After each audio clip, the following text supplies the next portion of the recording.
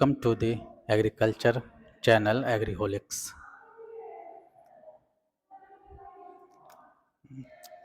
This channels ये जो एग्रीहोलिक्स channel है वो एक्स बेचुइन के द्वारा स्टार्ट किया गया है और ये इसलिए स्टार्ट किया गया है कि जो भी बच्चे एग्रीकल्चर से रिलेटेड तैयारी कर रहे हैं, चाहे वो IBPS AFO हो, एग्रीकल्चर फील्ड ऑफिसर हो, FCI हो या डिफरेंट स्टेट गवर्नमेंट के जो भी सरकारी नौकरी की परीक्षाएं होती हैं, हर स्टेट के block agriculture officer, block horticulture officer, वो सभी की प्रिपरेशन के लिए ये चैनल स्टार्ट किया गया है। जैसा कि हमने आप बताया कि इस चैनल का नाम एग्रीहोलिक्स है, तो एग्रीहोलिक्स का मतलब आप लोगों को बता दूं दोस्तों कि एग्रीहोलिक्स का मतलब होता है desperate to farming, passionate to farming, मतलब वैसे बच्चे जो फार्मिंग से के लिए डिवोटेड हों, फार्मिंग से जुड़ा रहना चाहते हो। क्योंकि जो भी बच्चे BSc एग्रीकल्चर करते हैं और जो एग्रीकल्चर में इंटरेस्टेड हैं वो जिस भी गवर्नमेंट सेक्टर में जाए, करना उन लोग को है किसानों के लिए ही काम, चाहे वो PhD करके ARS बने, चाहे असिस्टेंट प्रोफेसर बने, कोई रिसर्च पर्पस में जाएं या फिर किसी स्टेट लेवल के सरकारी नौकरी में जाएं, सारे काम में होता है किसानों के लिए। ठीक है दोस्त, अब आगे हम लोग बढ़ते हैं। इस चैनल के बारे में जो जानकारी देना था वो कुछ जानकारी मैंने रखा है आप लोग के सामने। और आगे बढ़ते हुए हम लोग आज जो टॉपिक लाए हैं आप लोग के सामने, वो टॉपिक है टिलेज। टिलेज एग्रोनॉमी सब्जेक्ट का बहुत ही बेसिक टॉपिक है और ये एक ऐसा टॉपिक है जिससे हर एग्ज़ाम में क्वेश्चन बनते ही बनते हैं। हर एग्ज़ाम में दो क्वेश्चन, 3 क्वेश्चन बनते हैं और इतना बेसिक टॉपिक होते हुए भी इससे संबंधित क्वेश्चन लोगों से गलती हो जाती है। ठीक है दोस्तों, तो आगे हम लोग बढ़ते हैं, टिलेज को शुरू करते हैं। तो टिलेज जो शब्द है वो, टिलेज का मतलब होता है प्रिपेयर सॉइल फॉर सीड, और इसे अगर हम लोग डिफाइन करें तो ये डिफिनेशन के तौर पे manipulation of soil with tools. जैसा कि दोस्तों हम लोग जो भी गांव से बिलोंग करते होंगे या कभी न कभी जो किसानों को खेती करते देखे होंगे या खेत पे गए होंगे, तो देखे होंगे जब भी हमें किसी भी बीज का सोइंग करना होता है, बुआई से पहले खेत तैयार करना पड़ता है, तो उसी खेत तैयार करने की विधि को हम लोग टिलेज कहते हैं। खेत की तैयारी कैसे होती है? तो जो सॉइल होता है उसका मैनिपुलेशन, मैकेनिकल मैनिपुलेशन कहते हैं, mechanical manipulation of soil with tools. Okay, और ये जो मैनिपुलेशन ऑफ सॉइल होता है वो क्यों होता है? ताकि जो सीड जर्मिनेशन हो उसके लिए कंडीशन अच्छा बन सके और क्रॉप ग्रोथ अच्छा हो। तो डिफिनेशन के टिलेज का डिफिनेशन की बात करें तो it is defined as the mechanical manipulation of soil with tools to obtain ideal condition for seed germination and crop growth।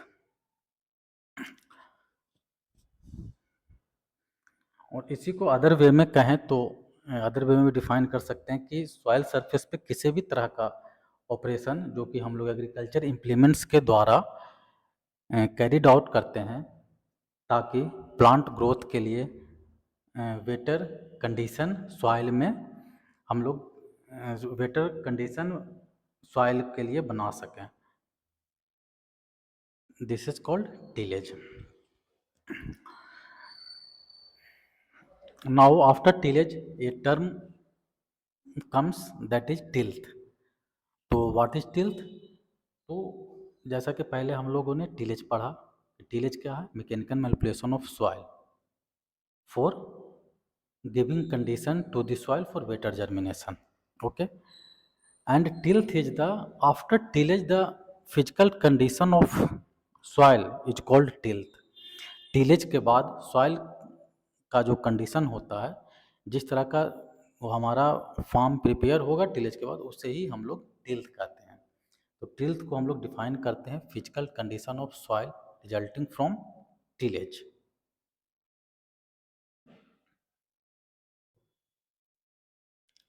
And tillage की जब हम बात करें तो हम लोग फादर ऑफ टिलेज भी जान लें, जिन्होंने समझिए दोस्तों कि जिन्होंने डिफाइन किया या फिर डिस्कवर किया टिलेज का, वो फादर ऑफ टिलेज, हम लोग जिथ्रो टूल को फादर ऑफ टिलेज के नाम से जानते हैं।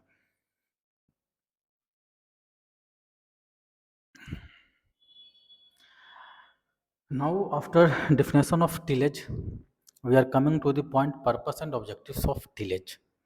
कि आखिर हमारे किसान टिलेज तो कर रहे हैं, खेतों का मैकेनिकल मैनिपुलेशन कर रहे हैं, सॉइल का मैकेनिकल मैनिपुलेशन कर रहे हैं, लेकिन आखिर सॉइल का मैकेनिकल मैनिपुलेशन की हमें ज़रूरत क्यों पड़ती है?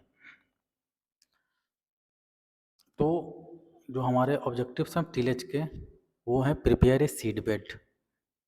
First prepare a seed bed. ये टिलेज करने का मतलब ये होता है कि हम लोग किसी भी सीड के लिए एक सीड बेड तैयार करें, एक ऐसा स्पेस, एक ऐसा कंडीशन तैयार करें फार्म पे, जहाँ पे हम लोग सीड का सोइंग कर सकें, सीड का बुआई कर सकें। क्योंकि सीड का जर्मिनेशन वहीं होगा जहाँ फिजिकल कंडीशन सॉइल का सही होगा, ताकि वहाँ पे सही मात्रा में हवा पानी मिल सके, क्योंकि without proper air and water seed germination will not take place. Now second point is break weed, insect and disease cycle. Okay. Tillage करने का ये भी फायदा होता है कि वहाँ पे जो भी वीड का इंसेक्ट्स और डिजीज साइकिल्स हैं वो ब्रेक किया जा सके। तो disease cycle, insects and weed break करने का मतलब क्या हुआ दोस्तों? उसको इस तरीके से समझिए, जैसे पिछले सीजन में मैंने कोई क्रॉप बोया, उस क्रॉप के अलग से वीड हैं, अलग खरपतवार होंगे, वीड होंगे, अलग इंसेक्ट्स होंगे। After harvesting the weed and insect related to the that crop remain in the soil. उसके जो भी खरपतवार है वो सॉइल में रह जाते हैं। तो जब हम लोग टिलेज करते हैं तो टिलेज में जो मैनिपुलेशन सॉइल का होता है, सॉइल का जो एक्सचेंज, सॉइल जो हम लोग उलट पुलट होता है, उसमें उसके कारण जो भी पहले पुराने खरपतवार के बीज हैं या पुराने इंसेक्ट्स के रिमेन्स बच गए, वो बाहर आते हैं धूप से, और धूप वगैरह से वो ख़त्म हो जाते हैं। इसीलिए टिलेज का एक ऑब्जेक्टिव ये भी है कि हम लोग वीड, इंसेक्ट और डिजीज साइकिल्स को ब्रेक करते हैं। तीसरा है ब्यूरी प्लांट रेजिड्यूज। जो भी प्लांट रेजिड्यूज हैं वो सॉइल में जाकर मिल जाएं। अगर प्लांट रेजिड्यूज हैं सॉइल में मिलेंगे, वो डिकम्पोज होंगे, तो वो भी एक ऑर्गेनिक फर्टिलाइजर के रूप में काम करते हैं। तीसरा, incorporate fertiliser and amendments. And last is the break the surface crust. Surface crust break करने मतलब देखिए, जब किसी भी फसल के हार्वेस्ट होने के बाद आप लोग देखते होंगे कि जो मिट्टी है वो हार्ड हो जाता है, मिट्टी हार्ड हो जाता है। अगर नेक्स्ट क्रॉप का सोइंग उसमें करेंगे तो जर्मिनेशन अच्छा नहीं होगा, क्योंकि हर क्रॉप के सीड के लिए एक डेप्थ निर्धारित की गई है कि इस डेप्थ तक सीड अंदर जाना चाहिए। तो अगर टीलेज करके हम लोग उसके क्रस्ट को ब्रेक नहीं करेंगे, तब तक सीड जर्मिनेशन के चांसेज कम होते हैं। या फिर अगर वो क्रस्ट ब्रेक नहीं होगा तो सीड ऊपर रहेंगे सरफेस, तो चिड़िया वगैरह भी खा जाते हैं। तो टीलेज का ऑब्जेक्टिव सरफेस क्रस्ट को भी ब्रेक करना होता है। ओके दोस्तों, ये जो 5 पॉइंट हमने पढ़ाया कि ऑब्जेक्टिव्स ऑफ टिलेज में, फर्स्ट सीड बेड प्रिपेयर करना, to prepare a seed bed. Second, to break the weed, insect and disease cycles. Third, plant residue bury करना। Fourth, to incorporate fertilisers and amendments. And fifth, to break the surface crust.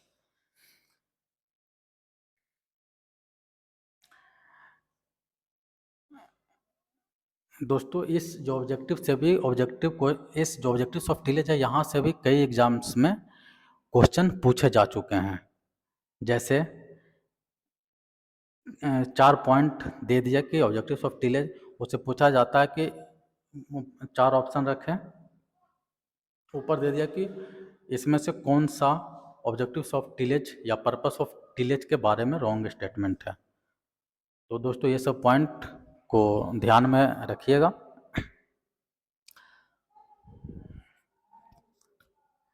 And now we are going to the key objectives of tillage. तो key objectives में हम लोग tillage करते हैं किस लिए? Germination, seed के जर्मिनेशन और ग्रोथ के लिए सीडबेड तैयार करने के लिए, दूसरा वीड्स कंट्रोल करने के लिए, तीसरा हार्ड पैन्स को ब्रेक करने के लिए। तो दोस्तों हार्ड पैन ऑफ सॉइल का मतलब क्या समझते हैं आप लोग? तो हार्ड पैन कहते हैं जब मिट्टी का एक ठोस की तरह, मिट्टी जब ठोस बन जाता है उसे ही हार्ड पैन कहते हैं। और उस हार्ड पैन को ब्रेक करना जरूरी होता है सॉइल को, ताकि सॉइल लूज हो सके, उसमें सीड वहाँ से जर्मिनेट कर सके। दूसरा है soil loose and porous. Tillage हम लोग करते हैं सॉइल को पोरस और लूज करने के लिए। लूज और पोरस करने का फ़ायदा होता है कि वहाँ से हवा और पानी आराम से सॉइल ऑब्जर्व कर सकें। Remove stubbles that harbour pests. कुछ जो पुराने खरपतवार हैं या फिर फसल के जो पुराने अवशेष रह गए हैं जिसमें कुछ कीट मकोड़े पले रह सकते हैं, उसे हटाने के लिए। And enable deep tillage and inversion of soil. हम लोग डीप टिलेज और सॉइल इन्वर्जन ऑफ सॉइल का मतलब क्या हुआ? सॉइल हिंदी में समझ लीजिए सॉइल को पलटना, क्योंकि सॉइल हार्वेस्टिंग के बाद जो सॉइल एक तरह से स्थिर पड़ा हुआ है, ऊपर तो ठीक है लेकिन नीचे कुछ कीट मकोड़े के अवशेष पड़े हुए हैं, कुछ खरपतवार के अवशेष पड़े हुए हैं, तो उन चीज़ों को हटाने के लिए हम लोग इन्वर्जन ऑफ सॉइल कहते हैं, उसी को इन्वर्जन ऑफ सॉइल कहते हैं। Provide aeration to the soil. Soil को एरेशन हो सके, जब उसमें मिट्टी जब पोरस होगा, टिलेज होगा, इन्वर्जन होगा, तो एरेशन उसमें हवा, मिट्टी हवादार होगी, क्योंकि सीड जर्मिनेशन के लिए हवा पानी का सख्त ज़रूरत होता है। तो जब तक सॉइल एरेटेड नहीं होगा, सॉइल लूज एंड पोरस नहीं होगा, तो उसमें एरेशन भी नहीं हो पाएगा। Expose soil inhabiting pathogens and pest to the sun. Tillage करने से जो भी मिट्टी का जब उलट पुलट होता है, इन्वर्जन ऑफ सॉइल होता है, तो उसके अंदर जो भी पैथोजेंस और पेस्ट हैं वो सन के सन से एक्सपोज होता है। कहने को तो ऊपर आता है, डायरेक्ट सन की रोशनी उस पर पड़ती है, तो जो भी पैथोजेंस वगैरह उसमें हैं वो मर जाते हैं। एंड इनकॉर्पोरेट बल्कि ऑर्गेनिक मैन्योर्स। कहीं जा किसानों को देखते होंगे कि पहले गोबर का खाद वगैरह जो भी ऑर्गेनिक है, गोबर का खाद हो वो पहले छीट दिया जाता है, उसके बाद जुताई किया जाता है, उसके बाद टिलेज किया जाता है, तो जिससे क्या होता है कि मिट्टी में अच्छे से ऑर्गेनिक मैन्योर्स मिल जाते हैं। तो दोस्तों जो ऑब्जेक्टिव्स ऑफ टिलेज हैं वो देखिए हर पॉइंट एक दूसरे से जुड़ा हुआ है, और हर पॉइंट से एक क्वेश्चन बनता है कि टिलेज क्यों करते हैं, टिलेज का ऑब्जेक्टिव क्या है। तो हम लोग जो पढ़े, एक पहला फिर से एक बार दोहरा देता हूँ। पहला कि एक बढ़िया सीड बेड प्रिपेयर करने के लिए जिससे कि सीड का जर्मिनेशन और ग्रोथ अच्छा हो, वीड को कंट्रोल किया जा सके, और हम लोग जो hard pans of the soils होते हैं उसे ब्रेक किया जा सके। सॉइल को लूज और पोरस बनाया जा सके जिससे कि पानी और हवा सॉइल में इजीली अवेलेबल हो सके सीड के लिए। जो भी स्टबल्स हों सॉइल में पहले से, जो पुराने क्रॉप को जो हार्वेस्ट कर चुके हैं उनके कुछ स्टबल्स रह जाते हैं, वो सबको हटाया जा सके। और जो भी ऑर्गेनिक सब्सटेंस है उसे अच्छे से सॉइल में मिलाया जा सके। तो ये सब हमारे ऑब्जेक्टिव्स ऑफ टिलेज थे।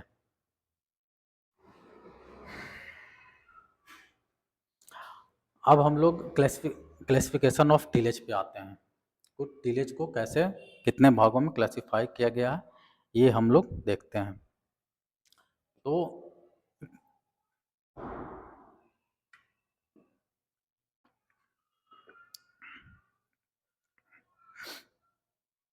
टिलेज को हम लोग दो भाग में बांटे हैं, एक है प्राइमरी टिलेज, दूसरा है सेकेंडरी टिलेज। प्राइमरी प्राइमरी का मतलब देखिए, कुछ चीज़ें हम लोग शब्द के मीनिंग से समझें, क्योंकि जो शब्द का मीनिंग होता है उसी से जुड़ा वो चीज़ का डिफिनेशन भी होता है। प्राइमरी का मतलब क्या होता है? किसी भी चीज़ का शुरुआती स्टेज।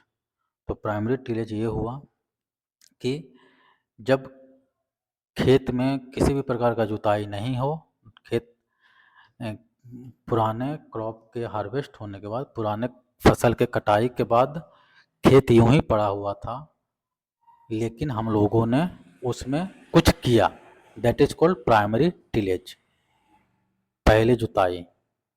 और दूसरा होता है सेकेंडरी टिलेज, कि एक बार जो हम लोग टिलेज किए, उसके बाद मान लीजिए एक बार टिलेज किए, तो जो हम लोग उस सॉइल का जो मैनिपुलेशन हुआ वो हुआ, लेकिन एक प्रॉपर सीडबेड नहीं बन पाया।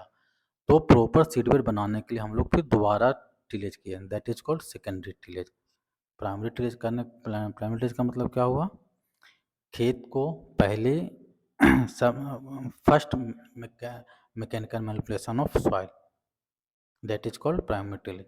सेकेंडरी टिलेज का मतलब क्या हुआ कि after primary tillage to prepare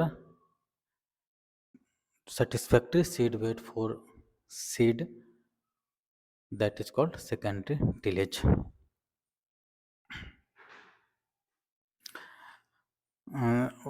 primary tillage में आते हैं डीप टिलेज, सब soiling, year round tillage, and secondary tillage में आते हैं हैरोइंग एंड प्लैंकिंग। तो प्राइमरी टिलेज में डीप टिलेज खेत ऐसे ही नॉर्मल है, लेकिन हम लोगों ने उसका पहले जुताई किया, जिसमें कि सॉइल का मैकेनिकल मैनिपुलेशन हुआ, that is called deep soil. मतलब that is inversion of soil, कि हम लोग मिट्टी को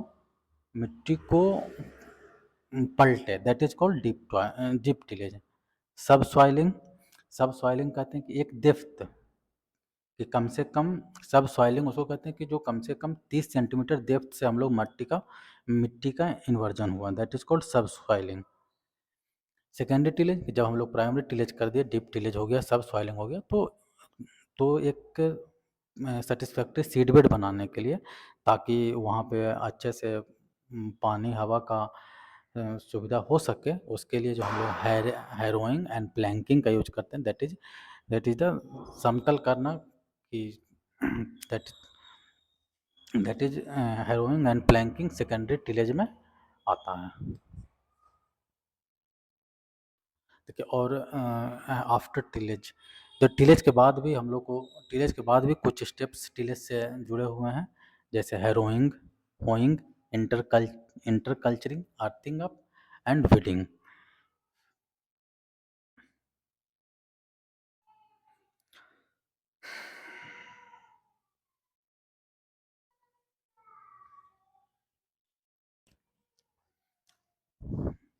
अब हम लोग जो टाइप्स ऑफ टिलेज हैं उसके प्राइमरी टिलेज में आते हैं, सकते हैं। और दोस्तों यहाँ से भी क्वेश्चन बन सकता है कि प्लॉइंग किसे कहते हैं, प्राइमरी टिलेज को या सेकेंडरी टिलेज को।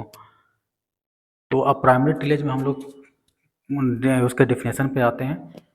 तो the tillage operation performed after two harvest the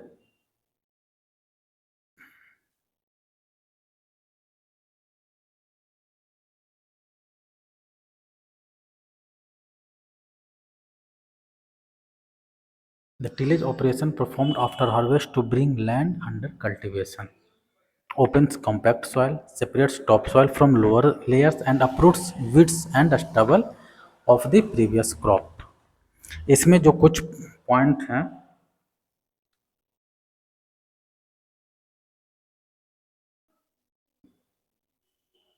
इस डेफिनेशन में जो कुछ पॉइंट्स हैं दोस्तों, जैसे opens compact soil, uproots weed,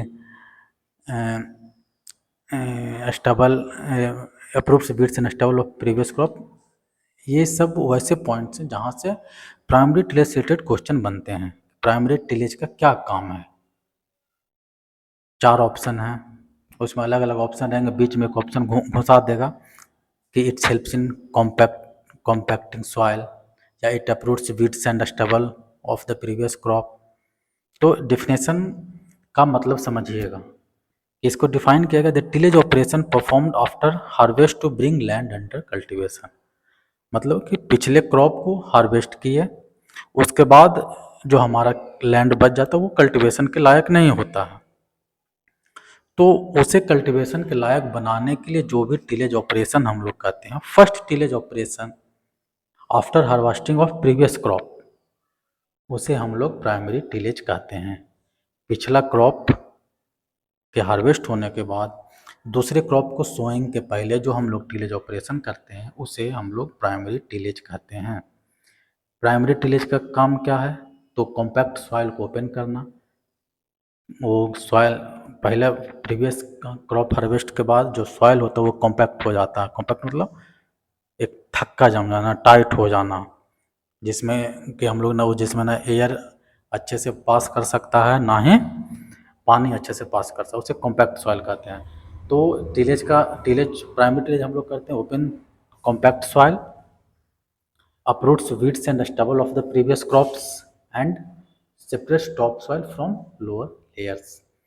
मतलब टॉप सॉइल जब जुताई होती है तो मैकेनिकल मैनिपुलेशन होता है, जो टॉप सॉइल है वो इन्वर्जन होकर पलट कर नीचे जाते हैं, नीचे का सॉइल ऊपर आते हैं, यही हो गया हमारा separates top soil from lower soils. अब प्राइमरी टिलेज में हम लोग कॉमन इम्प्लीमेंट्स जो कि यूज करते हैं हम लोग प्राइमरी टिलेज में, वो हैं country plough, mouldboard plough, disc plough and chisel plough.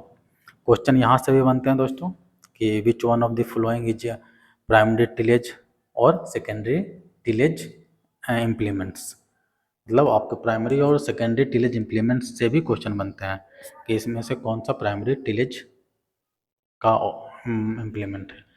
तो ध्यान रखिएगा, प्राइमरी टिलेज का हम लोग country plough, mouldboard plough, disc plough और चीजल प्लाउ का उपयोग करते हैं। Now coming to the point types of primary tillage.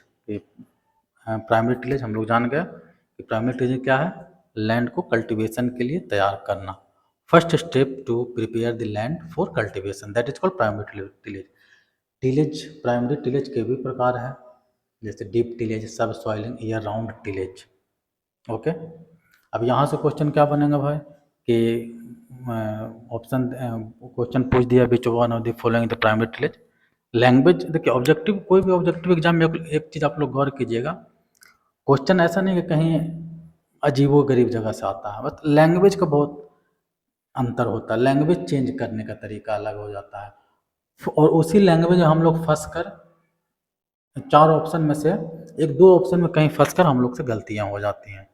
जैसे हम अभी बोले कि which one of the following is the primary tillage, ये that is the simple language, I am speaking in simple language. एक लाइन में हमने आपको क्वेश्चन को पूरा कर दिया, लेकिन वहाँ जो एग्जामिनर होते हैं वो अलग अलग तरीके से क्वेश्चन सेट करते हैं। पहले जैसे डीप टिलेज हुआ, डीप टिलेज का पूरा डिफिनेशन ही डाल देगा, अब उसका लेंथ पूछ देगा, तो इस तरह से कंफ्यूज किया जाता है। तो हम लोग आते हैं प्राइमरी टिलेज के टाइप्स पे। तो पहला है डीप टिलेज।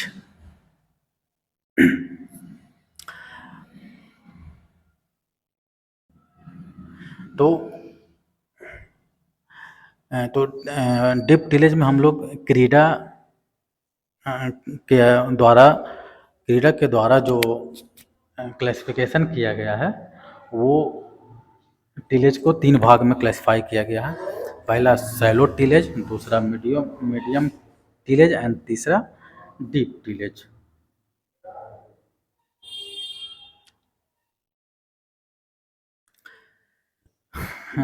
क्रीडा का फुल फॉर्म भी आप लोग को मैं बता देता हूँ। क्रीडा का फुल फॉर्म है central research institute for dryland agriculture, that is situated in Hyderabad and it was established in 1985। तो टिलेज को 3 भाग में बांटा गया है क्रीडा के द्वारा। क्रीडा कहाँ है? हैदराबाद में है। इसका एस्टेब्लिशमेंट कब हुआ था? 1985 में। और इसके द्वारा जो टिलेज को बांटा गया था, टिलेज को 3 भाग में बांटा गया था, सैलो, मीडियम एंड डीप। वो किस आधार पे बांटा गया था? तो that is depth of the tillage. कितने डेप्थ पे टिलेज किया गया है, इसके आधार पे क्रीडा ने 3 भाग में बांटा था, सैलो, मीडियम एंड डीप। ये तीनों से क्वेश्चन बनता है कि what is the range of shallow tillage और मीडियम टिलेज और डीप। तीनों में से कोई भी उठा सकता है।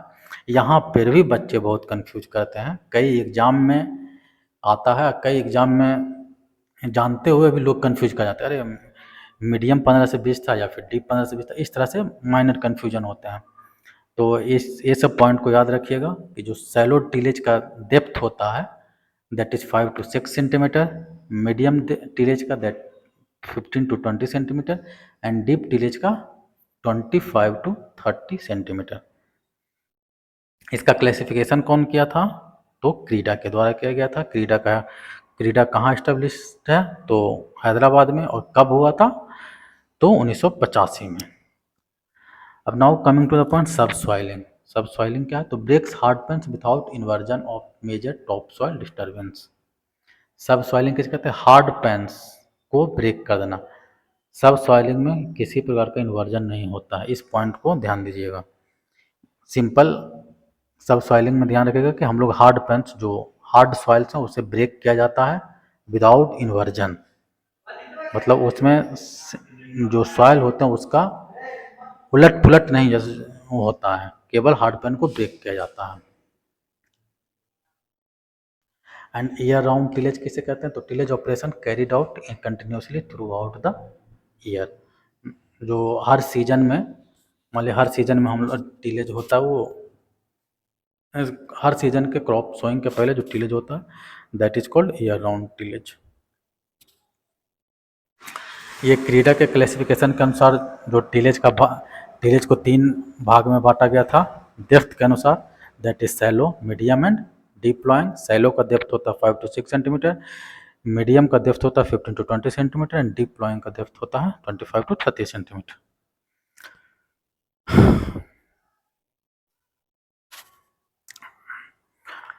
अब सब सॉइलिंग का डिफिनेशन आप लोगों को बताया था कि हार्ड पैन को ब्रेक करना without inversion and with minimal disturbance of top soil.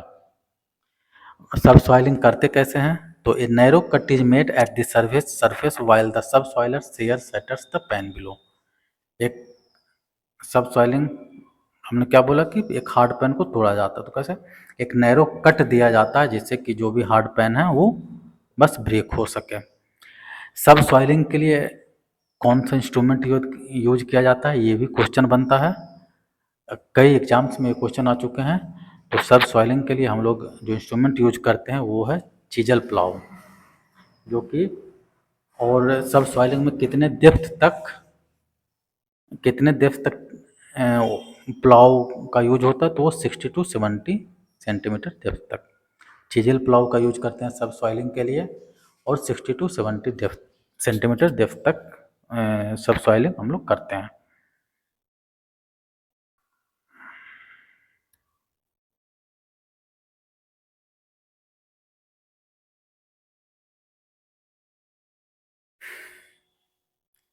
Now primary tillage हो गया दोस्तों। प्राइमरी टिलेज हम लोग क्या पढ़े?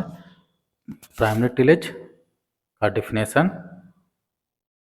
प्राइमरी टिलेज में कौन कौन सा इम्प्लीमेंट यूज किया जाता है, फिर प्राइमरी टिलेज में जो डेप्थ ऑफ टिलेज के अनुसार जो बांटा गया वो कितने भाग में बांटा गया, ये हम लोग ने देख लिया।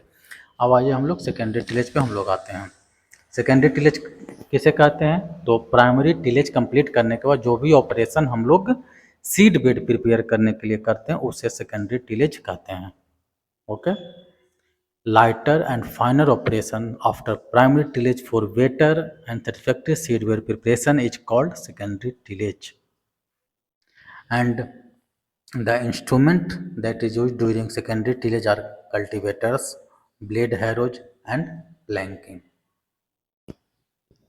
सेकेंडरी टिलेज एक सिंपल शब्द में याद रखेगा, सेकेंडरी टिलेज हम लोग पूरी तरह से furnished and suitable satisfactory seed bed prepare करने के लिए सेकेंडरी टिलेज करते हैं, जिससे कि जहाँ पे सीड सोइंग किया जा सके और सीड को proper aeration, water and germination facilities मिल सके। एंड और जो इंस्ट्रूमेंट यूज किए जाते हैं, disc harrows, cultivators and blade हैरोज।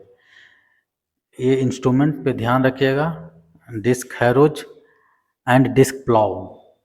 तो डिस्क प्लाउ हम लोग ने प्राइमरी टिलेज में पढ़ा था, और डिस्क हैरो सेकेंडरी टिलेज में। ये जब क्वेश्चन पूछा जाता है कि सेकेंडरी टिलेज इंप्लीमेंट कौन है, वहाँ पे डिस्क हैरो और डिस्क प्लाउ में लोग कंफ्यूज करते हैं, जल्दी जल्दी में कंफ्यूजन हो जाता है। डिस्क है अगर सेकेंडरी टिलेज में पूछा जा रहा है तो डिस्क हैरो की जगह डिस्क प्लाउ में और टिक मार के चले आते हैं, और अगर प्राइमरी टिलेज में पूछ रहा है तो अगर डिस्क प्लाउ और डिस्क हैरो दोनों, तो डिस्क हैरोज में मार के चले आते हैं। तो ये पॉइंट ध्यान में रखिएगा कि सेकेंडरी टिलेज में डिस्क हैरोज और प्राइमरी टिलेज में डिस्क प्लाउ का यूज होता है। एंड अब इंस्ट्रूमेंट हैरोइंग, हैरोइंग इंस्ट्रूमेंट को यूज कैसे करते हैं, क्या है? तो हैरोइंग स्पाइक टूथ और disc implement drawn over ploughed land to level it, break clods and uproot weeds. Harrowing क्या है? स्पाइक टूथ मतलब एक दांत की तरह का स्ट्रक्चर इम्प्लीमेंट है, जो कि जो प्लाउड लैंड है, जिसे प्राइमरी टिलेज जिसमें हो चुका है, उसको लेवल करने के लिए हम लोग यूज करते हैं हैरोइंग। और जो भी वीड्स है उसके जड़ों को उखाड़ने के लिए। तो सेकेंडरी टिलेज में वीड्स को अपरूट करने के लिए, क्लॉट्स ब्रेक करने के लिए, क्लॉट्स मतलब समझ रहे हैं, जो मिट्टी का जो ढेला टाइप होता है, जो सॉलिड मिट्टी जिसे कहें, उसे हम लोग क्लॉट्स कहते हैं। तो वीड्स अपरूट करने के लिए, क्लॉट्स ब्रेक करने के लिए जो इंस्ट्रूमेंट यूज करते हैं सेकेंडरी टिलेज में, वो है हैरोइंग। एंड दूसरा प्लैंकिंग। तो प्लैंकिंग है कि जो क्लॉड क्रशिंग और लेवलिंग के लिए हम लोग यूज करते हैं। हैरोइंग क्लॉड्स को ब्रेक करने के लिए, लेकिन प्लैंकिंग सिर्फ लेवल करने के लिए। प्लैंकिंग हम लोग जब सेकेंडरी टिलेज में लगभग पूरे फील्ड को लेवल करने के लिए ही प्लैंकिंग का यूज होता है, ताकि बेटर वाटर फ्लो हो सके। प्लैंकिंग लेवल लेवल लैंड को लेवल किया ही जाता है प्रॉपर फ्लोइंग ऑफ वाटर के लिए। ठीक है, तो सेकेंडरी टिलेज में समझ गए। सेकेंडरी टिलेज में क्या क्या, एक तो प्राइमरी टिलेज के बाद जो भी ऑपरेशन किए जाते हैं सॉइल को फाइनर बनाने के लिए, लाइटर बनाने के लिए, उसे सेकेंडरी टिलेज कहते हैं। यूज्ड इंस्ट्रूमेंट कौन कौन सा यूज होता है? Disc harrow, cultivator, blade harrows and plankers. एक के दो इंस्ट्रूमेंट पर है हैरोइंग। हैरोइंग में क्या करते हैं? क्लॉट्स ब्रेक करते हैं, वीड्स को अप्रूट करते हैं हैरोइंग के द्वारा। प्लैंकिंग के द्वारा क्या करते हैं? लेवल करते हैं फील्ड को। एंड कुछ टर्म्स है दोस्तों जो कि टिलेज से रिलेटेड का है, या ये ऐसा समझ लें कि फील्ड में टिलेज के बाद जो फील्ड ऑपरेशन होते हैं उसके लिए कुछ टर्म है, जैसे harrowing, hoeing, intercultoring, earthing up, weeding. तो हैरोइंग में हम लोग क्या करते हैं कि level, break clods and uproot bits, जैसे पहले भी हमने बताया था कि क्लॉट्स को ब्रेक अप्रूट करते हैं हैरोइंग में। होइंग होता है hand implement to till soil and eradicate weeds. ये एक हैंड इम्प्लीमेंट होता है, देखते होंगे खास करके जहाँ पे रोड क्रॉप होता है, मतलब जो दो क्यारी में बोए हुए सब्जी वगैरह के खेत में किसान लोकल लेवल पे खुद से भी या अगल बगल के छोटे दुकान, लोहार के दुकानों से बनवा लेते हैं जितना क्यारी की दूरी है उस दूरी के अनुसार, ताकि उसी में खुद से ही पूरी तरह से आप खुद मेहनत ना करना पड़े और तेज़ी से काम हो, उसके लिए एक लंबा सा डंडा में बीट को उखाड़ने के लिए एक हैंड इम्प्लीमेंट बना दिए जाते हैं। तो होइंग हम लोग जो भी टू रोड क्रॉप्स में, मतलब जो क्यारी में क्रॉप्स बोए जाते हैं, तो क्यारियों के बीच में वीड्स को हटाने के लिए जो इम्प्लीमेंट यूज करते हैं उसी को होइंग कहते हैं। Intercultoring, cultivating soil between crops rows for aeration. तो इंटरकल्चर किसे कहते हैं? तो जो भी दो लाइनों के बीच में जो सॉइल्स हैं उसको कल्टीवेशन किया जाता है, उसको किस लिए, ताकि जो एयर फैसिलिटीज हैं, जो कि पौधों को हवा बढ़िया से मिल सके। तो इंटरकल्चरिंग हम लोग दो रोज के क्रॉप के बीच सॉइल को कल्टीवेट करते हैं for better aeration. Earthing up, तो अर्थिंग अप आप लोग जानते होंगे कि कुछ क्रॉप्स जैसे पोटैटो हो गए, शुगर केन हो गए, ये सब ऐसे क्रॉप हैं जिसमें कि एक फिक्स्ड इंटरवल के बाद अर्थिंग करना पड़ता है। अर्थिंग अप करना पड़ता है, जैसे हिंदी में समझ लीजिए मिट्टी चढ़ाना। तो earthing up raises soil eight plant base against lodging. Earthing up क्यों किया जाता है, ताकि जैसे जब क्रॉप बढ़े, उसका और ग्रोथ हो, तो लॉजिंग नहीं हो, मतलब गिरे नहीं। लॉजिंग, क्रॉप लॉजिंग समझ रहे हैं? क्रॉप लॉजिंग मतलब कि एक स्टेज के बाद तेज हवा से या ज़्यादा पानी से क्रॉप ना गिरे, इसके लिए अर्थिंग अप किया जाता है। एंड वीडिंग तो बहुत कॉमन टर्म है भाई, जैसे हर खेत में, हर फसल में होते हैं वीड, खरपतवार, और उसी को हटाने को हम लोग वीडिंग कहते हैं। चाहे किसी भी वीडिंग, किसी भी खरपतवार हटाने का, यानी वीडिंग भी कई तरीके से होते हैं, चाहे वो कल्चरल हो, बायोलॉजिकल हो, या फिर केमिकल मेथड से हो। जैसे मैकेनिकल में हम लोग हाथ से, कल्चरल में हाथ से वीड हटा दिए, या फिर हर्बिसाइड, केमिकल मेथड में हर्बिसाइड से कर दिए। वो सब आगे जब वीड, वीड का पूरा डिटेल के बारे में अगर हम लोग लाएंगे वीड्स के बारे में, तो उसमें पूरा बताया जाएगा कितने प्रकार के वीड्स होते हैं, कौन सा वीड्स किस केमिकल से हटता है, वगैरह वगैरह। नॉर्मल वीडिंग को ऐसे समझिए कि भाई किसी भी क्रॉप से, जहाँ पे क्रॉप लगा हुआ है वहाँ से वीड्स को हटाना ही वीडिंग कहलाता है।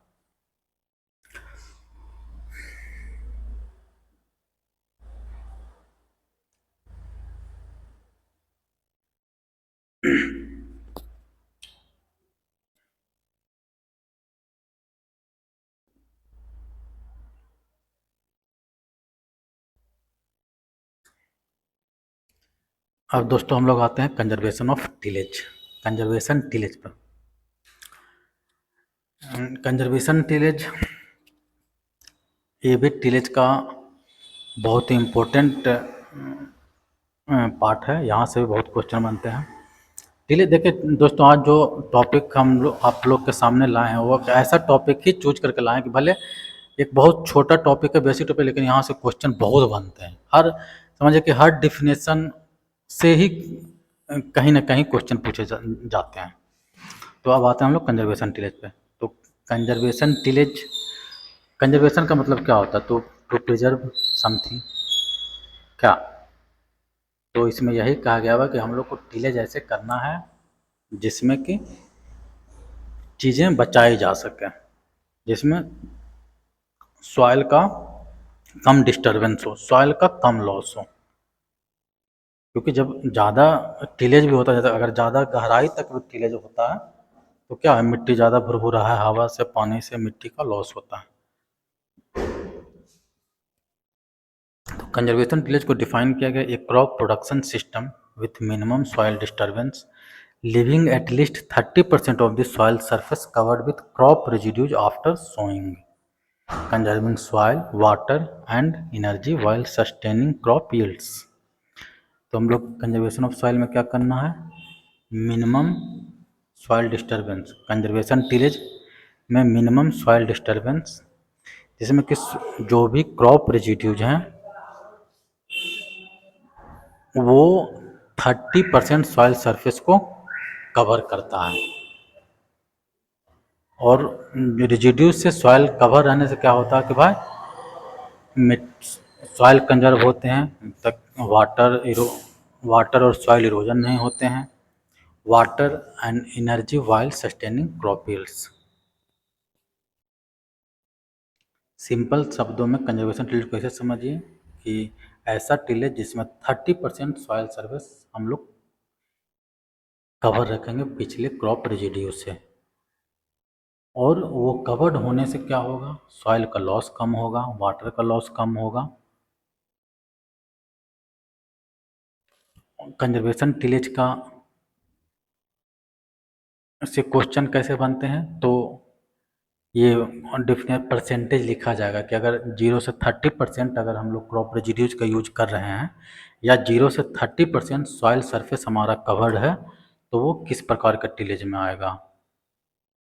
इस तरह से क्वेश्चन पूछे जाते हैं।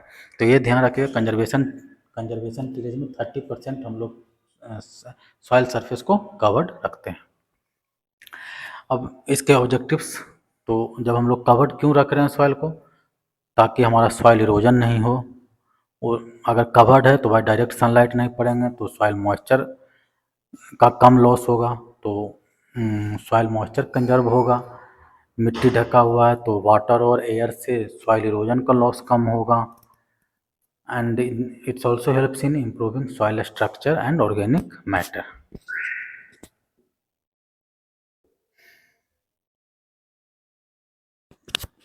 अब हम लोग आते हैं टाइप्स ऑफ कंजर्वेशन टिलेज पे। तो कंजर्वेशन टिलेज के टाइप्स हैं, एक नो टिलेज,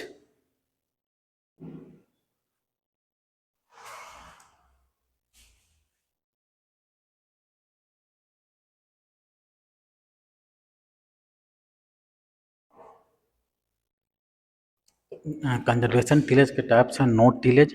तो नो टिलेज का मतलब क्या हुआ, जब टिलेज का मतलब हम लोग क्या पढ़े थे कि मैकेनिकल मैनिपुलेशन होना चाहिए सॉइल का, लेकिन जब पहले ही नो लग गया इसका मतलब क्या है कि किसी प्रकार का मैनिपुलेशन सॉइल में नहीं होना चाहिए, मतलब कि हम लोग सॉइल को डिस्टर्ब नहीं करेंगे।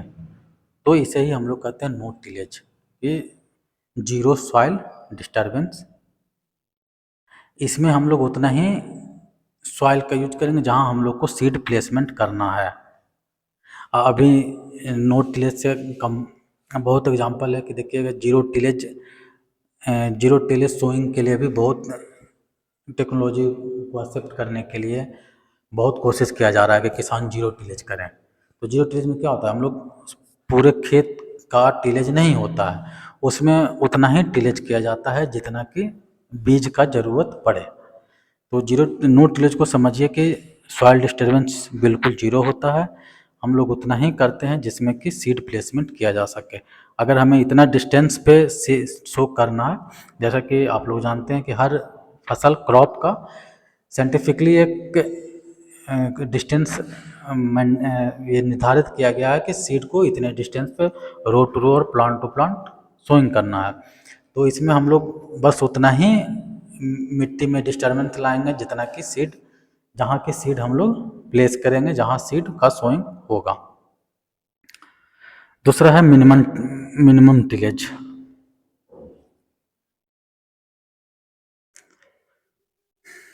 मिनिमम टिलेज में क्या है कि reduced number of tillage operations, मतलब बहुत ही सीमित टिलेज करेंगे। नो टिलेज में क्या था, बिल्कुल ही नहीं करेंगे, बस हमें जहाँ सीड सोइंग करना है सीड सोइंग के लिए सिर्फ जगह जगह बनाएंगे।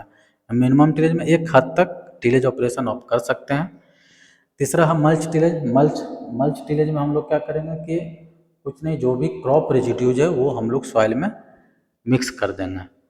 तो क्रॉप रेजिड्यूज मिक्स करने का क्या फ़ायदा होता है कि इसमें वो मिक्स है तो भाई इरोजन, ये जो सॉइल इरोजन होते हैं हवा पानी से, वो उसका लॉस कम होगा, मॉइस्चर लॉस कम होगा, तो इसलिए मल्च टिलेज हम लोग करते हैं।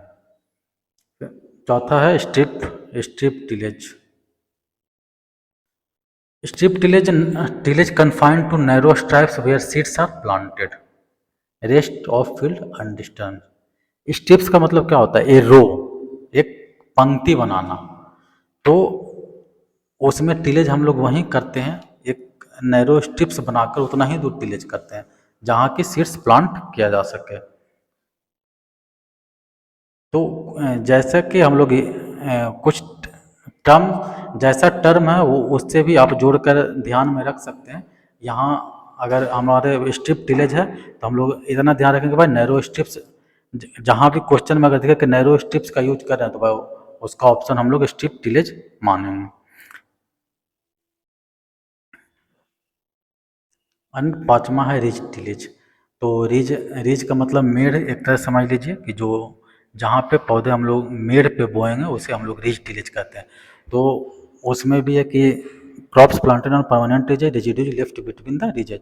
दो रिजेज बनाए गए, 2 रिजेज के बीच में वहाँ पर रेजिडुअल वगैरह जो भी या वाटर फ्लो के लिए रास्ता है और जो भी रेजिडुअल वगैरह है वो छोड़ा गया है और प्लांट जो भी क्रॉप हम लोग को सोइंग करना है वो रिजेज पे है। जैसे पोटैटो का एग्जांपल ले लीजिए या शुगर केन का एग्जांपल ले लीजिए।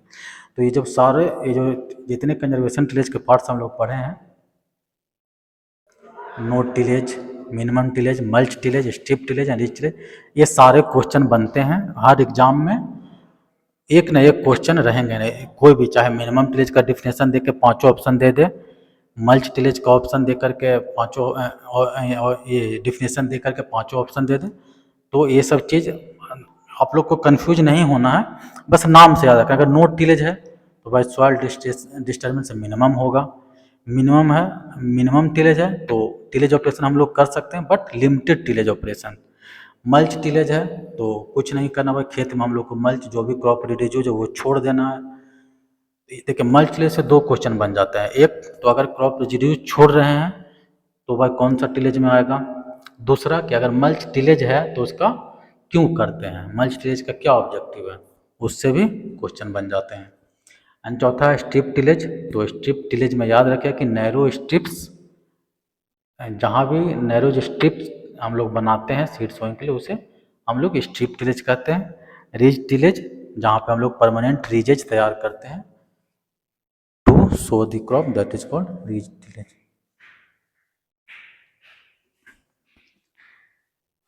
अब कंजर्वेशन टिलेज के हम लोग एडवांटेज और डिसएडवांटेजेस पे आते हैं। तो पहले एडवांटेज पे तो आप लोग जैसा कि पहले डिफिनेशन में जो जो टाइप्स ऑफ पर डिफिनेशन पढ़ा है और जो टाइप्स पढ़े आप लोग, no minimum, no tillage, minimum tillage, strip tillage, तो वो सब जितने भी चीज़ें हैं वही सब चीज़ें से जुड़कर एडवांटेजेस बन जाएंगे भाई। जैसे कि आप लोग मल्च टिलेज करते क्यों, तो सॉइल इरोजन, तो भी एडवांटेज हुआ कि भाई कंजर्वेशन टिलेज का एडवांटेज क्या है, सॉइल इरोजन को इम्प्रूव करेगा या आपको कम करेगा। दूसरा कि वाटर इनफिल्ट्रेशन को बढ़ाएगा, सॉइल ऑर्गेनिक कार्बन को इन्हांस करेगा यानी इम्प्रूव करेगा, क्योंकि इसमें कंजर्वेशन टिलेज के सारे पार्ट हैं कि हम लोग मिनिमम टिलेज कर रहे हैं, नो टिलेज कर रहे हैं। तो नो टिलेज अगर करें तो जो भी क्रॉप रिड्यूज वगैरह है वो खेत में रह जा रहे हैं, तो ऑर्गेनिक कार्बन बढ़ाएंगे ही। दूसरा कि ये इनपुट कॉस्ट को घटा रहा है, क्योंकि आप उतना ही टिलेज इसमें किया जा रहा है जितना हमारे सोइंग के लिए ज़रूरी है, तो टाइम बच रहा है, इनपुट कॉस्ट बच रहा है। माइक्रोबियल एक्टिविटी बढ़ेगा क्योंकि इसमें जो भी ऑर्गेनिक कंटेंट बढ़ेंगे, ऑर्गेनिक मटेरियल बढ़ेगा, कुछ क्रॉप रेजिड्यूज रहेंगे तो उससे माइक्रोबियल एक्टिविटी बढ़ेंगे, डिकम्पोज होंगे तो माइक्रोबियल एक्टिविटी बढ़ेगा। And it is also suitable for climate resilient agriculture. देखिए दोस्तों, एक जो एक टर्म है क्लाइमेट रेजिलियंट एग्रीकल्चर, ये बहुत अभी के समय में बहुत ही इम्पोर्टेंट टर्म है, क्योंकि हम लोग देख रहे हैं कि कंटिन्यूसली क्लाइमेट चेंज हो रहे हैं जिससे कि बहुत सारे किसानों को दिक्कत हो रही है, क्योंकि हमारा जो एग्रीकल्चर वो मानसून बेस्ड है, तो समय पे बारिश हो रहा है नहीं हो रहा, तो कभी सुखाड़ कभी बाढ़ का जो कंडीशन बनता है उससे निपटने के लिए क्लाइमेट रेजिलियंट एग्रीकल्चर टर्म का यूज करते हैं कि हमें क्लाइमेट के अनुसार एक अल्टरनेटिव रख करके क्रॉप सोइंग करना है। तो ये भी बहुत इंपॉर्टेंट टॉपिक है क्लाइमेट रेजिलियंट एग्रीकल्चर। अब आते हैं डिसएडवांटेजेस पे।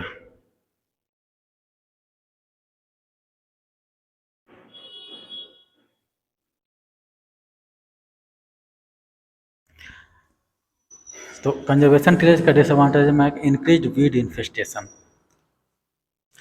शुरुआती सालों में जब कंजर्वेशन टिलेज किया जाता है तो वीड इन्फेस्टेशन ज़्यादा होता है, और आप लोग समझ सकते हैं कि वीड इन्फेस्टेशन ज़्यादा क्यों होता है, क्योंकि जो भी प्रीवियस क्रॉप हार्वेस्ट हुआ उसके जो भी वीड्स थे या फिर जो क्रॉप थे उसके कुछ सीड रिमेन्स मिट्टी में रह जाते हैं, तो उससे वीड इन्फेस्टेशन के चांसेस बढ़ जाते हैं। दूसरा डिपेंडेंस ऑन हर्बिसाइड्स। तो जब वीड इन्फेस्टेशन बढ़ेंगे तो जाहिर सी बात है कि वीड को इम्प्रूव करने के लिए, वीड को हटाने के लिए हमें कुछ ना कुछ करना पड़ेगा। तो लोग हर्बिसाइड, पहले तो मैनुअल वीडिंग होता था तो हैंड वीडिंग से करते थे,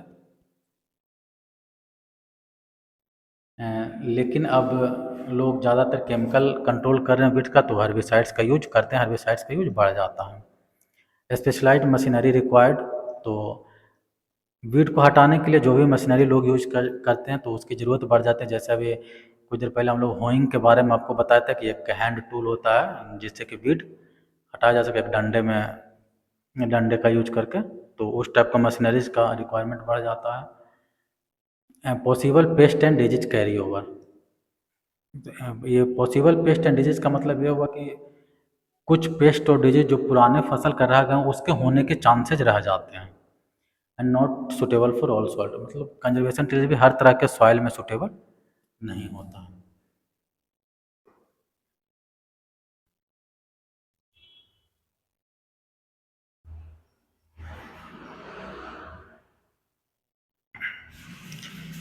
अब हम लोग आते हैं दोस्त मिनिमम टिलेज पे।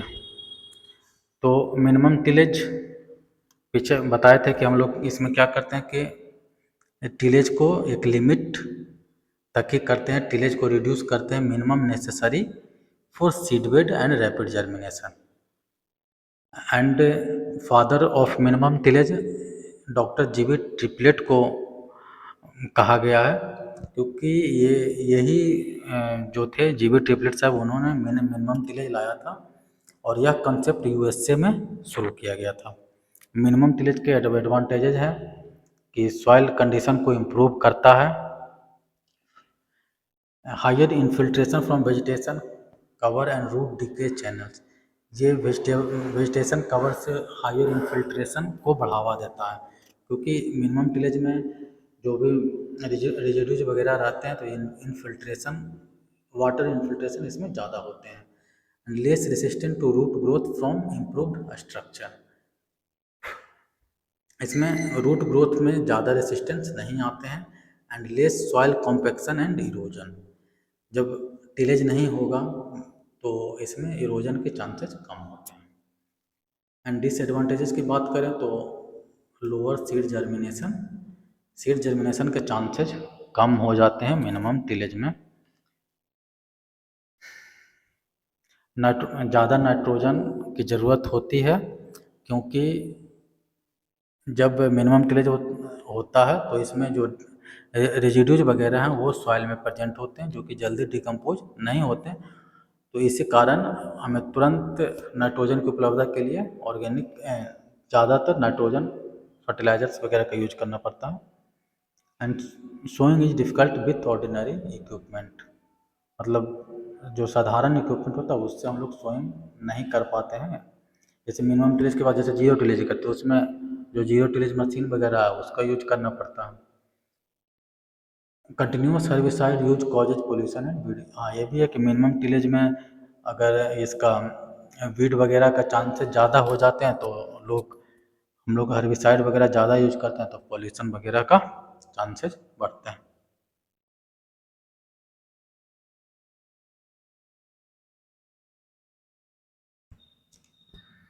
अब हम लोग अगला टॉपिक पे आते हैं जीरो टिलेज पे।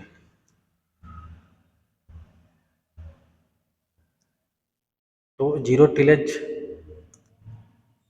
को डिफाइन हम लोग करते हैं कि form of minimum tillage where primary tillage is fully avoided. एक चीज़ का याद रखें कि प्राइमरी टिलेज इसमें बिल्कुल भी नहीं किया जा सकता है, मतलब सॉइल से कोई छेड़छाड़ नहीं किया जाता है। And secondary tillage is restricted to seed bed preparation in the row zone only. Secondary tillage क्यों कितना किया जाता है, जितना कि हमको सीड के लिए ज़रूरत हो। यहाँ पे दोस्तों कंफ्यूज नहीं होइएगा कि भाई यहाँ सेकेंडरी टिलेज कह रहे हैं कि सेकेंडरी टिलेज हो रहा है, प्राइमरी टिलेज नहीं किया जा रहा। तो प्राइमरी टिलेज में जैसे हम लोग पढ़े थे कि उसमें सॉइल का मैकेनिकल मैनिपुलेशन होता है, वो काम हम लोग मैकेनिकल मैनिपुलेशन बिल्कुल भी नहीं करते हैं जीरो टिलेज में। लेकिन सेकेंडरी टिलेज में हम लोग ये पढ़े थे कि सेकेंडरी टिलेज क्यों किया जाता है, सीड बेड को सेटिस्फैक्ट्री लेवल का बनाने के लिए, जिससे कि सीड को हवा पानी मिल सके। तो यहाँ सेकेंडरी टिलेज इसलिए यूज किया गया कि टिलेज तो हम लोग नहीं करते हैं फील्ड का, लेकिन जहाँ पर भी सोइंग करना हो वहाँ पे उतना कंडीशन बनाते हैं जिससे कि सीड का सोइंग हो सके और सीड को water and water and air भरपूर मात्रा में मिल सके, इसीलिए सेकेंडरी टिलेज का टर्म यूज किया गया है। जैसे कि इसका जीरो टिलेज का जो जीरो टिलेज मशीन के बारे में हमने बताया था, तो उस मशीन में क्या है कि जितने डिस्टेंस पे हम लोग को सीड सोइंग करना है उतने डिस्टेंस पे और उतने ही डेप्थ पे, वो उतना ही डेप्थ पे एक जुताई की तरह करते जाता है ताकि सीड उसमें बुआई हो सके। इसलिए क्या है कि इसमें बस सीड बेड के लिए ही सेकेंडरी टिलेज किया जाता है। तो जीरो टिलेज को कैसे याद रखना है कि इसमें प्राइमरी टिलेज बिल्कुल नहीं करते हैं, लेकिन सीड बेड प्रिपरेशन करते हैं जितना ज़रूरत हो, यानी जितने डिस्टेंस पे हम लोग को सीड सोइंग करना है उतना टिलेज फील्ड में करते हैं। ओके।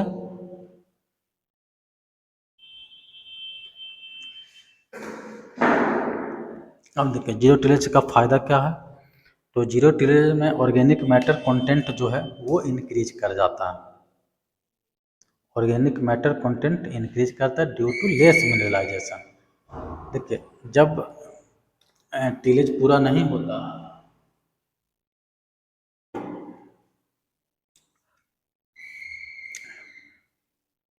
टिलेज पूरा नहीं होता है, मिट्टी का मैनिपुलेशन नहीं होता, तो मिनरलाइजेशन कम होता है।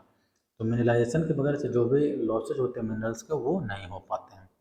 दूसरा सरफेस रन ऑफ कम हो जाता है, जो पानी वगैरह का जो सरफेस से लॉस होता वो कम हो जाते हैं ड्यू टू मल्च कवर, क्योंकि जो क्रॉप रेजिड्यूज वगैरह रह जाते हैं फील्ड पे उसके कारण लॉस इरोजन का वगैरह से जो लॉस होता है सॉइल इरोजन वगैरह को वो नहीं हो पाता।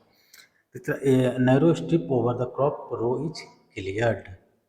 इसमें क्या होता है कि जे हम लोग जिस रो में क्रॉप सोइंग करना है वहाँ एक नैरो स्ट्रिप बना दिया जाता है। Seed is inserted placed and covered properly. जो भी सीड जितने डिस्टेंस पे बोना है वो उतने डेप्थ पे उतने डिस्टेंस पे सीड सोइंग हो जाता है और कवर हो जाता है। Broad spectrum herbicides like paraquat and glyphosate clear vegetation pre sowing. इसमें हम लोग क्या करते हैं, सोइंग से पहले ही हर्बिसाइड्स वगैरह का यूज कर देते हैं ताकि वीड्स के चांसेज कम हो। एंड सिलेक्टिव परसिस्टेंट, ये तो हम बात देखिए हम लोग क्रॉप में जो बीडिसाइड खरपतवार के लिए जो बीडिसाइड यूज करते हैं वो भी दो तरह से यूज करते हैं, एक प्री इमरजेंस एंड दूसरा पोस्ट इमरजेंस। तो जो प्री इमरजेंस होता है वो होता है कि घास होने से पहले यूज कर देते हैं, तो वही कहा गया कि जब जीरो टिलेज में भी हम लोग प्री इमरजेंस भी यूज करते हैं और बाद में पोस्ट इमरजेंस भी यूज करते हैं, ताकि जब घास हो जाए तब हम उसका यूज करके घास को हटा सकें। देखिए जो बाद में जो पोस्ट इमरजेंस के लिए सिलेक्टिव वर्ड यूज किया गया है, तो वो इसलिए क्या है कि उस समय ऐसे हर्बिसाइड का हम लोग को सिलेक्ट करना होता है जो कि सिर्फ वीडिसाइड को हार्म करे, जो सिर्फ वीड्स को हार्म करे, ना कि क्रॉप को। इसीलिए सिलेक्टिव यूज करके उसमें सिलेक्टिव हर्बिसाइड यूज करते हैं ताकि जो घास हुआ है फसल में सिर्फ घास को ही हानि पहुंचाए। लेकिन जो प्री सोइंग हम लोग करेंगे उसमें हम लोग ब्रॉड स्पेक्ट्रम, उसमें उसमें कोई फसल है ना तो उसमें तो सिर्फ बीट, उसमें तो चुनना है नहीं कि फसल को मारें कि घास को मारो, उसमें तो बस इतना है कि घास हो नहीं। हाँ जीरो टिलेज में एक चीज़ ये याद रखिएगा, कभी कभी अभी पूछता है कि जीरो टिलेज में जो इनपुट कॉस्ट वगैरह काफ़ी कम हो जाते हैं। इनपुट कॉस्ट से भी क्वेश्चन बनता है कि जीरो टिलेज में इनपुट कॉस्ट कम हो जाता है, क्योंकि भाई टिलेज नहीं करना पड़ता है तो उसके पैसे बच जाते हैं, कम टाइम में हो जाता है।